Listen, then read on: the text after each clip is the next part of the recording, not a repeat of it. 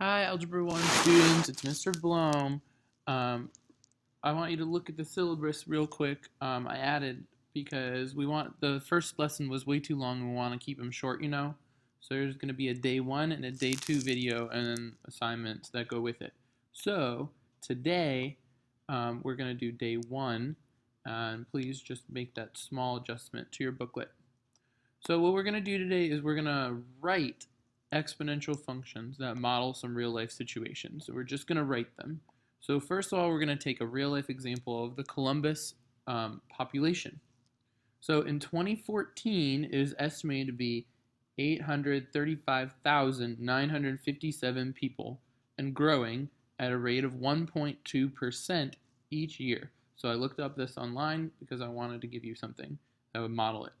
So years after 2014. Well, there's 0 years after 2014, so the population when we start is actually just going to be our original value, this 835,957. But I want to show you how this grows. So in 2015, after 1 year, the population grew. So we have our 835,957 plus it's growing by 1.2% each year. So what that means is we're going to add 1.2%. So 1.2% really means 0.012, right? Decimals to percent, or percents to decimals. So we're going to do 0.012 times our 835,957. Okay, so I'm going to use my calculator to do that for you. You guys have the same calculator. So I'm going to do the 835 plus 835,957 times the 0.012. So our new population is now 845,988 people. You can see how it grew. It didn't grow by that much because it was only growing by 1.2% each year. So then if we do it again, it's 2 years after that. I'm going to rewrite it for you a little bit. I'm going to start with my 835,957, my original value, and then I'm going to multiply it by what we call the growth factor. So it is this and the original. So if I use a little bit of math, you guys don't really know that well yet, and we'll show it to you later on. My growth factor is going to be 1.012. It was really just 1 plus my 0.012. 1 for the original amount, which was right there, and 0.012 for that growth rate, since it was growing. And then we raise this to an exponent. So this is what was going on with our exponents. So if we simplify this, 835,957 times 1.012, and I'm going to raise that to the second power. You can see that our numbers grew a little bit more. We're now at 856,140. So it's still growing. It's growing by that 1.012. So if we did 3 years, we have the same thing. We have our original value, 957, times my growth factor. And now, after 3 years, I'm going to raise it to the third power. So I'm going to do the exact same thing with my calculator that you guys know how to do. You can copy it by going up, hit enter, and then you can just easily change this to 2 and 3. So now we're at 866,414. So you can see we could follow this pattern forever and ever and ever. If we call it any year after 2014, we could just use that model that we've created. We have our original value times our growth factor. Now we're going to raise that to the x power instead, because you saw that we changed it over and over. So if we wanted to use this model to predict the population in 2030, well, we would need to figure out how many years after 2014. So we would subtract our 2014. That's where we started. Do a little bit of easy math.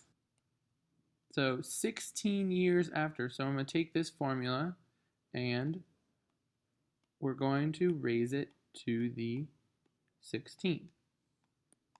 So in the future, we'll find out how much of our population, based on this model. Again, mathematical modeling is not a perfect thing, but it will give us a pretty good estimate unless something changes. So 16 years later, so we get some scientific notation, which is when we get to 1 million people. So 101, I think it's 101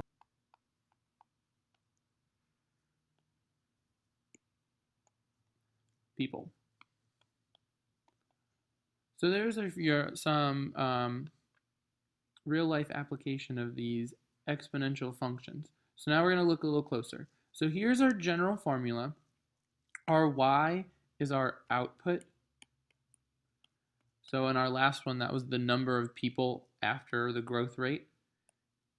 X is the input.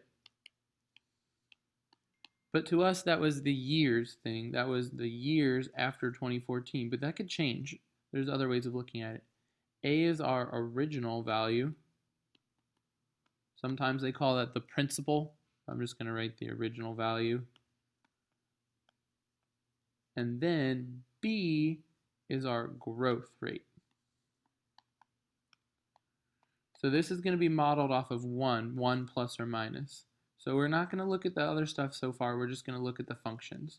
So Smithville started at 35,000 people. So that's where we went with our A, if you look back.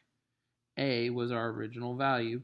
Then our growth rate, our growth rate was 2.4%. Well, how do I know that?